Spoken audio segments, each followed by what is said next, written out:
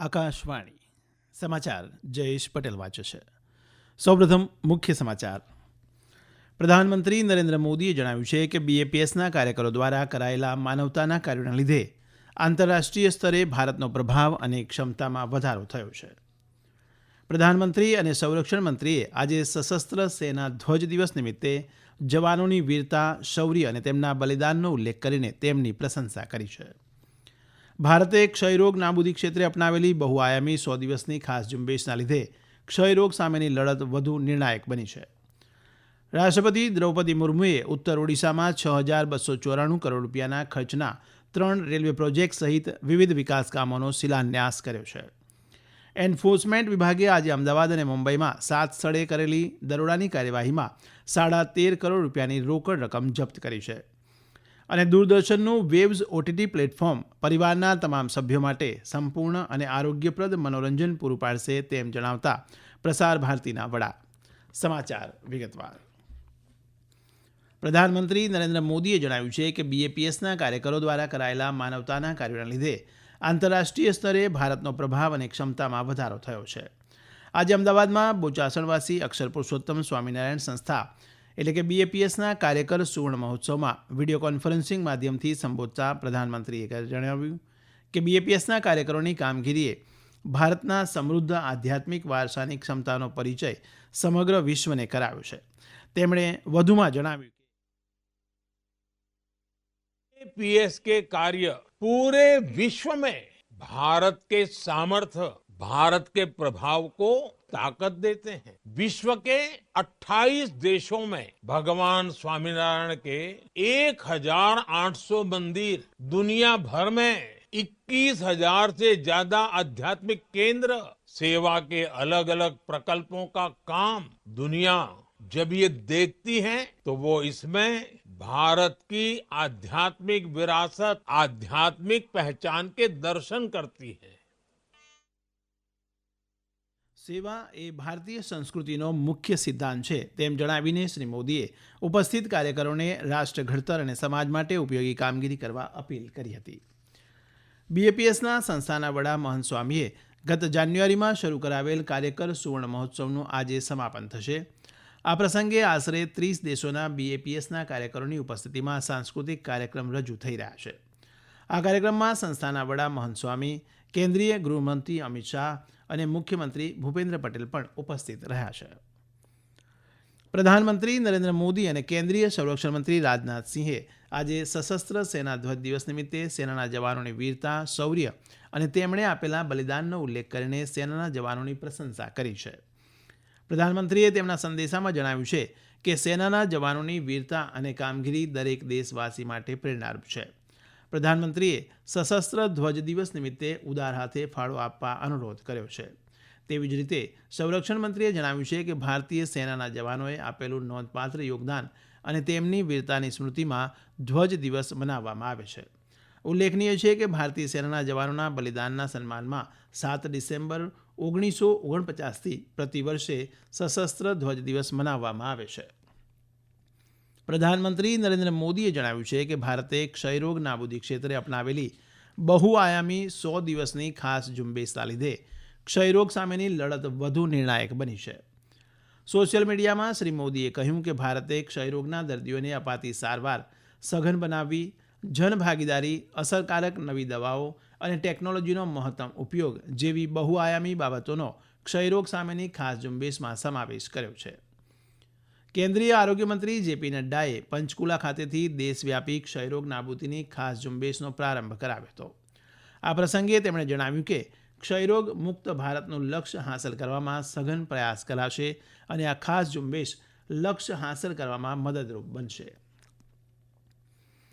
કેન્દ્રીય ગૃહમંત્રી અમિત શાહે બંધારણમાં વર્ણવેલ કલ્યાણ રાજ્યની પરિકલ્પનાને વાસ્તવિકતામાં ફેરવા માટે પ્રધાનમંત્રી નરેન્દ્ર મોદીની આગેવાની હેઠળની ભાજપ સરકારની પ્રશંસા કરી છે. અમદાવાદમાં લોકસેવા ટ્રસ્ટના વાર્ષિક સમારોહને સંબોધતા શ્રી શાહે જણાવ્યું હતું કે ભાજપ સરકાર ગરીબી નાબૂદી, પરવડે તેવા આવાસ, તબીબી સંભાળ અને શિક્ષણ અને નાગરિકો માટે શ્રેષ્ઠ જીવન પ્રત્યેની પ્રતિબદ્ધતા સાથે રાષ્ટ્રના સર્વાંગી વિકાસનું લક્ષ્ય ધરાવે છે. અગાઉ શ્રી અમિત શાહે આજે સવારે અમદાવાદમાં 70 બેડની ગ્લોબલ મલ્ટી સ્પેશિયાલિટી હોસ્પિટલનું ઉદ્ઘાટન પણ કર્યું હતું. રાષ્ટ્રપતિ દ્રૌપદી મુર્મુએ ઉત્તર ઓડિશામાં 6,294 કરોડ રૂપિયાના ખર્ચના 3 રેલવે પ્રોજેક્ટ સહિત વિવિધ વિકાસ કામોનો શિલાન્યાસ કર્યો છે. આ 3 રેલવે પ્રોજેક્ટથી કેદુરજાર અને મયુરભંજ જિલ્લાઓમાં સંપર્ક સઘન બનશે. રાષ્ટ્રપતિએ મયુરભંજ જિલ્લામાં રાયરંગપુર ખાતે આદિજાતિ સંશોધન અને વિકાસ કેન્દ્ર યોજના તેમજ આશરે 53 કરોડ રૂપિયાના ખર્ચે 100 બેડવાળી હોસ્પિટલનો શિલાન્યાસ અને રાયરંગપુર ખાતે ડનબોસ વિમાન મથકના આધુનિકીકરણ પ્રોજેક્ટનો શુભારંભ કરાવ્યો. તેમણે જણાવ્યું હતું કે કેન્દ્ર સરકાર સમગ્ર દેશના આદિજાતિ સમુદાયના સર્વાંગી વિકાસ પર ધ્યાન કેન્દ્રિત કરી રહી છે. આ સમાચાર આપ આકાશવાણી પરથી સાંભળી રહ્યા છો. આ રાષ્ટ્રીય સમાચાર આપ અમારી YouTube channel AIR news Gujarat પર પણ સાંભળી શકશો. વધુ સમાચાર માટે આપ અમારા એક્સ હેન્ડલ AIR_ABAD ને ફોલો કરી શકો છો.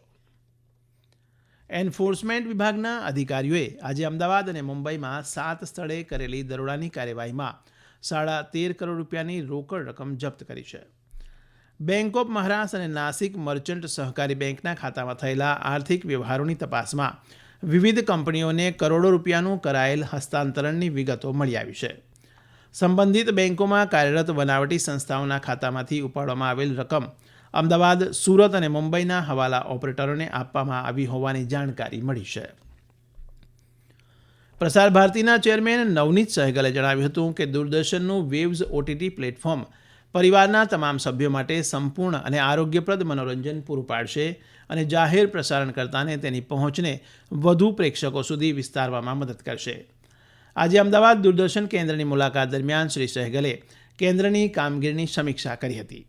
તેમણે ભારપૂર્વક જણાવ્યું હતું કે વેવ્સ OTT માત્ર નવી સામગ્રી જ નહીં, પરંતુ દર્શકોને દૂરદર્શનના જૂના ક્લાસિક અને લોકપ્રિય કાર્યક્રમોનો આનંદ માણવાની તક પણ પ્રદાન કરશે. दूरदर्शन ने अपना OTT वेव्स अभी लॉन्च किया है. उसका मुख्य आधार है कि हम एज ए पब्लिक ब्रॉडकास्टर साफ सुथरा मनोरंजन आम जन को देना चाहते हैं और इसमें खासियत कई हैं. पहली बार किसी OTT प्लेटफॉर्म पे न्यूज़ चैनल्स को भी जोड़ा गया है. बच्चों के लिए गेम्स का प्लेटफॉर्म भी इसमें जोड़ा गया है और कई प्लेटफॉर्म जोड़े गए हैं और इसके साथ ऐसे प्रोग्राम दूरदर्शन के जिसको देख के हम सब लोग बचपन में से बड़े हुए हैं, हमारी यादें उसके साथ जुड़ी हुई हैं, ऐसे सारे दूरदर्शन के पुराने कार्यक्रम इस OTT प्लेटफॉर्म पर उपलब्ध हैं. જુનિયર હોકી એશિયા કપ સ્પર્ધાનો આજથી ઓમાનના મસ્કત ખાતે આરંભ થયો છે. આ સ્પર્ધામાં મહિલા ખેલાડીઓની 10 ટીમો ભાગ લઈ રહી છે.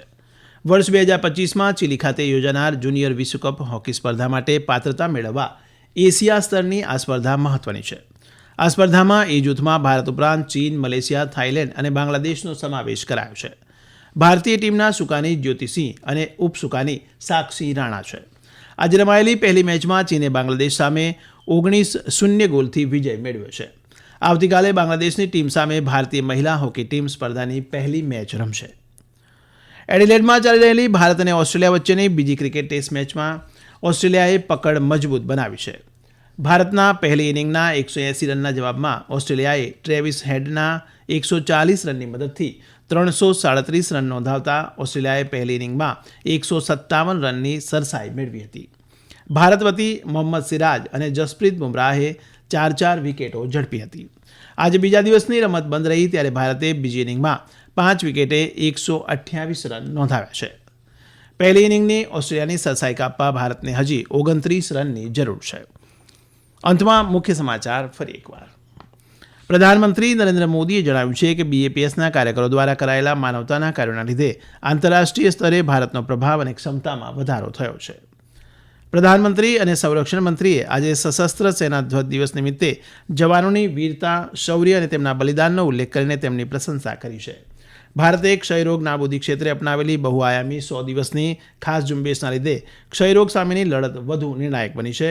રાષ્ટ્રપતિ દ્રૌપદી મુર્મુએ ઉત્તર ઓડિશામાં 6,294 કરોડ રૂપિયાના ખર્ચના 3 રેલવે પ્રોજેક્ટ સહિત વિવિધ વિકાસ કામોનો શિલાન્યાસ કર્યો છે.